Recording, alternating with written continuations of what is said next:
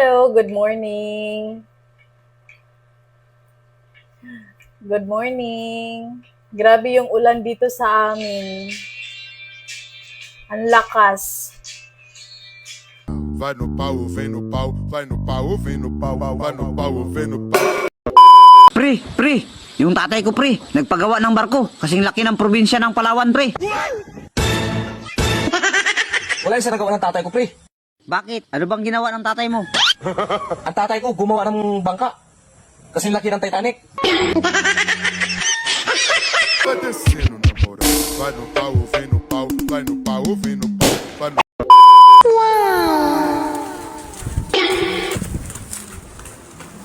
Tulig, habulin mo. Ba't ko habulin? Yung cellphone mo na snatch. Di naman sa akin yun. Ito cellphone mo yun. Pau, vem no pau, vai descendo na moral. Se, pode. Busing, tumawag yung katrabaho ko. Ay overtime daw pala kami ngayon. Gabing-gabi na? Saan ka pupunta? Doon nga sa trabaho ko, overtime daw kami tumawag yung katrabaho ko. Sambuhan ka lang walang trabaho? Bigla ka magkakatrabaho? Ano pa din dala mo? Regalo ko nalalaman. Damit ko ito. Patingin!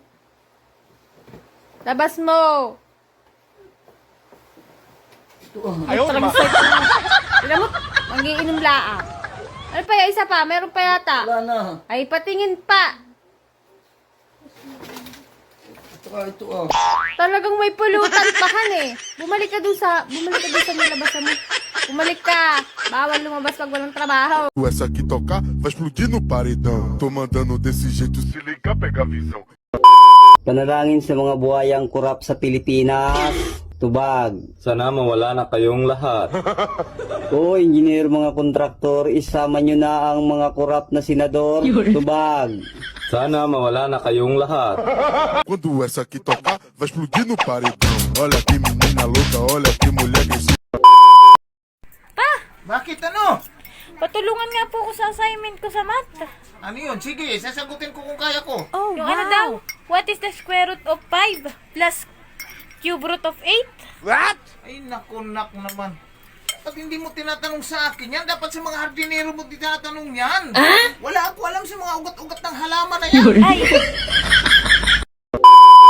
Lumaunang panahon, yung mga adik, yung mga puser, yung shabu, para maging pera, ibinebenta muna yung mga shabu para maging pera. Si Romualdez, hindi na nagbebenta ng basura. Pera na agad. Swerte naman ni Romualdez. Boto niyo uli!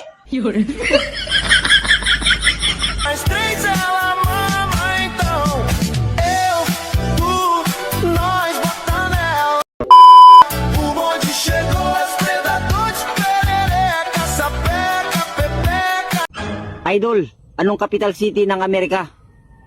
Basic Idol, ang capital city ng Amerika, Idol, ay Washington DC.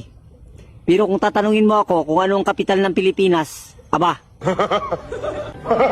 wala na, Idol. Wala nang kapital ang Pilipinas. Alam mo ba, ang puso ko ay walang kasing saya. Alam mo ba, ngiti mo lang parang nasa langit na. Alam nyo bang naging top 1 tayo? Yes, naging top 1 tayo sa CNN sa buong mundo. Naging top 1 tayo hindi sa ating talento bilang Pilipino. Naging top 1 tayo dahil sa nangyayaring korupsyon sa bansang ito.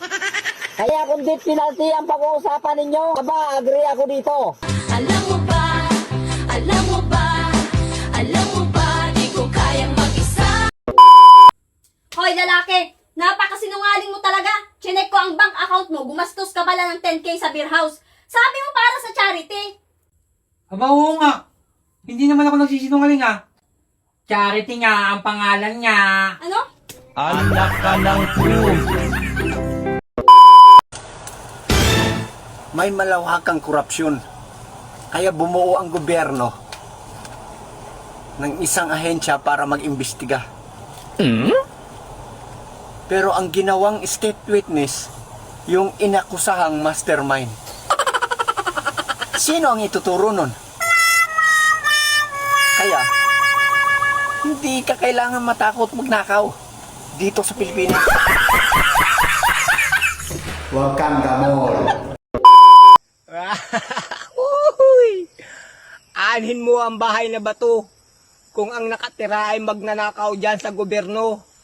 Dito na ako sa bahay kubo na ang nakatira ay tao. Uy! Alam nyo ba, dito sa Pilipinas, pag may property ka at naghukay ka doon, tapos may nakuha kang ginto, sa gobyerno yon, sa kanila yon. Pero pag sa property mo, may nakuhang droga, sa'yo yun. Alam nyo ba?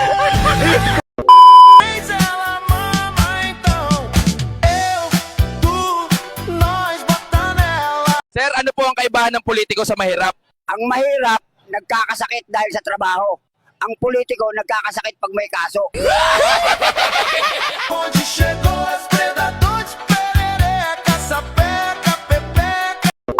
Magsusumbong ako sa DTI. Hindi nyo ba alam? The customer is always right. Pare, easy lang. Baka maayos pa natin to. Ano ba problema? Yung tindera nyo, ayaw ko pagbilhan. May pira naman ako. Gusto ko lang sukatin. Paano kung maliit sa akin? Oo, tama naman yun. Yun naman pala eh. Ano ba ang binibili mo? Kondom.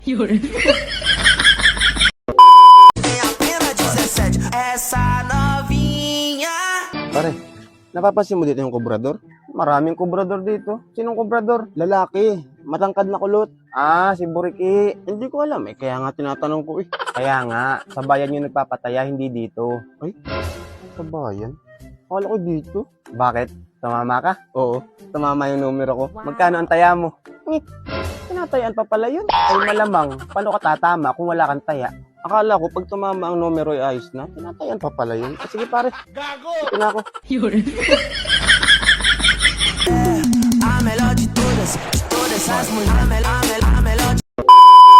Kinapos man kami sa aming pinag-aralan, kami mga tricycle driver. At least parehas kami kung lumaban. At nagtotoo na nagserbisyo kami sa mga tao. Di tulad ng iba dyan. May pinag-aralan, professional, may posisyon, pero nagwaldas ng kaba ng bayan. Pare, anong bisyo mo? Alak at sigarilyo, pare. Matagal ka na bang umiinom at naninigarilyo? Matagal-tagal na rin, pare. Mga ilang taon na rin. Kung inipon mo yung pinambibili mo ng alak at sigarilyo sa loob ng ilang taon, baka nakabili ka na ng sports car. Ikaw, pare, anong bisyo mo? Wala akong bisyo, pare. O, nasan sports car mo?